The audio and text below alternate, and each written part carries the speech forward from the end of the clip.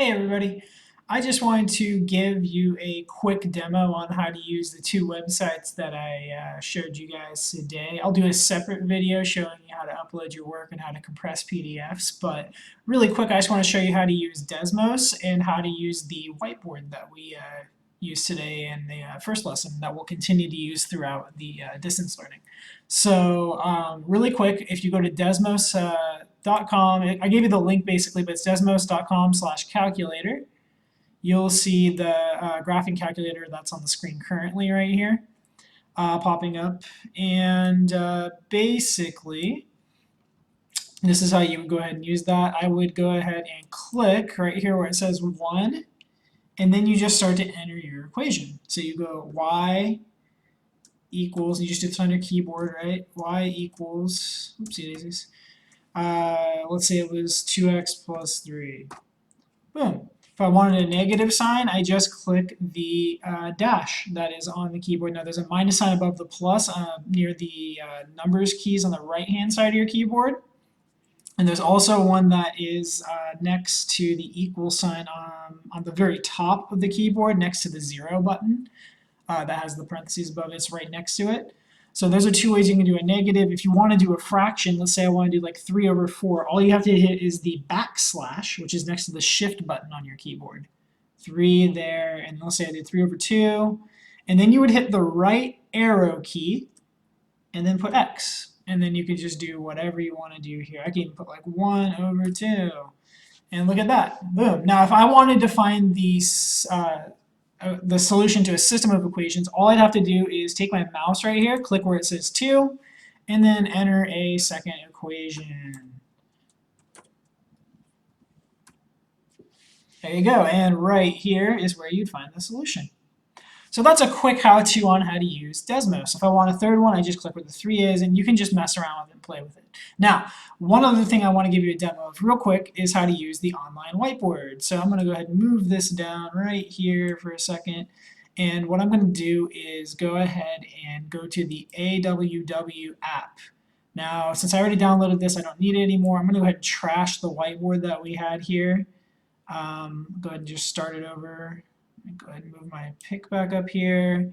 Alright, so what I'm going to do is just go ahead and there's a lot of different features. Why don't I just go over the features real quick. So when I'm looking at this guy here, you go to AWW, it'll ask you to create a free whiteboard. You just click on create a free whiteboard and you're here.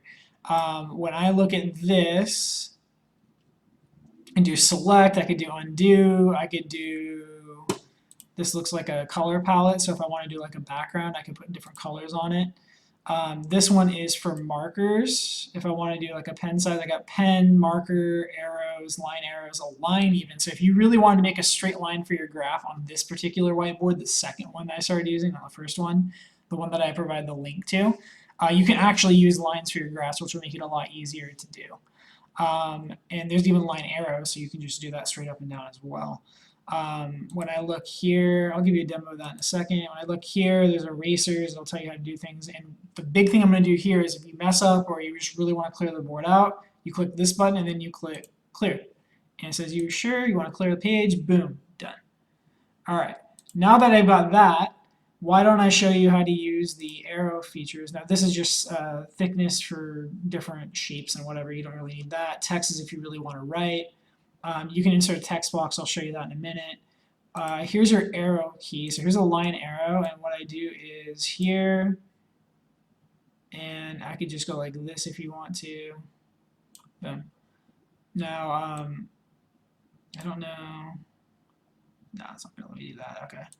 So that's good enough for me. I don't need to have the 4 arrows on there unless you really want to go and draw them on there, in which case you could just take your marker and you can go boom. This needs to be black. Here we go. You can do that. I thought it was black. Give me a second. Pen size. Cool. Now hopefully this will actually do it, but no, it's not. Oh well. Alright. And then what I can do is, for the lines, I could just reduce the pen size a little bit, or I can even just use the line. I can just do this. Just use little lines here. Some of them are coming in sideways, but you get the point. You could just grab these guys, you can make them as straight as you want. Just coming in here, just make sure you do that. And then if I wanted to plot points, what I can do is if I want to color code them like I did, where I start with the green and I go with the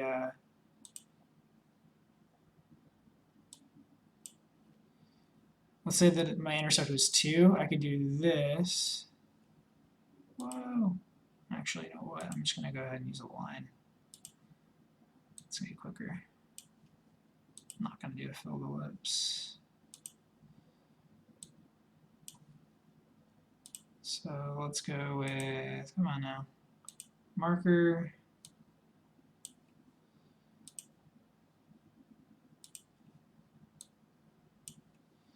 And then let's say that I want to apply my slope and find my second point. I go red, or marker. Let's say that my slope was 2, I go up 2. Let's say that I had the arrow there for right 1, and I want to put this here. I do that, and then I could just go back to black to connect the lines like we've been doing. I could even just get a line, boom, and I can connect them like that. Even just take it going off there and just go here and voila. It's not a straight line, not a perfect line, but you get the picture. You could use this for your whiteboard feature. Now, there's a few different things you could really do with the whiteboard. I mean, you could create this, and this is just a miniature window that I have here. Technically, you could make a bunch of them on here, make it whatever size you want, and just kind of do that. What you could do is do a whiteboard per problem. So you could potentially do this. You would click this button to save it, and it would create a PDF for you. You just gotta basically use your student email to create the account for it, but it'll allow you to do it for free. Once you click this, it'll just like click download. You can put export as a PDF, and it'll let you do that. Another thing that you could potentially do is just invite me to your board. It'll say like share via link. You could do it